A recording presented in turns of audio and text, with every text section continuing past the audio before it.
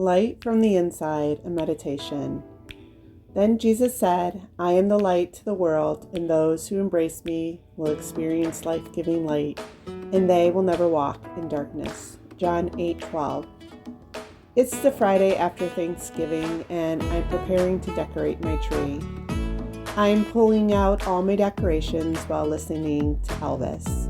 No Christmas would be complete without Elvis. You see, my mom loved Elvis, and my mom loved everything Christmas. Since her passing many years ago, I prepare my heart for Christmas by listening to his soulful, deep voice. It reminds me of this last year and how God has been drawing me closer and preparing my heart for the lessons of Advent.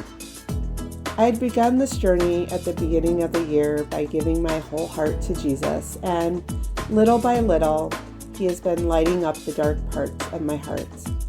As I began to walk with Him in the spring, I began to embrace Him and experience His life-giving light. As I looked at the twinkling lights on the tree, my heart smiled, pondering on how He truly has become my light. This year, we decided not to put lights outside of our house. We only decorated inside.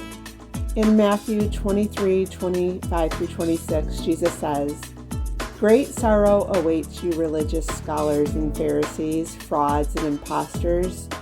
You are like one who will only wipe clean the outside of a cup or bowl, leaving the inside filthy. You are foolish to ignore the greed and self-indulgence that lives like germs within you. You are blind to your evil. Shouldn't the one who cleans the outside also be concerned with cleaning the inside? You need to have more than clean dishes. You need clean hearts. The lesson I learned during Advent is this. What's inside of me is more important than what's on the outside. Through this last year, I have placed my focus on the light within me, not on what was on the outside of me. It is from the inner life that I'm learning to live. As I began to focus more and more on this light and began to experience the freedom of seeing myself for the first time, I began to experience a deep joy within my heart. I began to experience the warmth of this heart, and for the first time, to truly begin to love myself. I saw all the ways I had abandoned myself all these years. I was so focused on everyone else rejecting me that I couldn't see that I was the one rejecting me.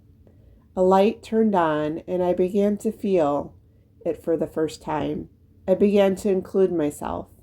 I would initiate and include myself in conversations, and the light burned brighter. I stopped hiding, and my light shined brighter. I began seeing myself, and the light was oh so bright. I began to experience what Jesus says in Matthew 5:16. So don't hide your light, let it shine brightly before others, so that your works will shine as light upon them, and they will give their praise to your Father in heaven. As I began to engage, connection followed. No longer was I hiding my light, but it was shining bright for me and connecting me to others.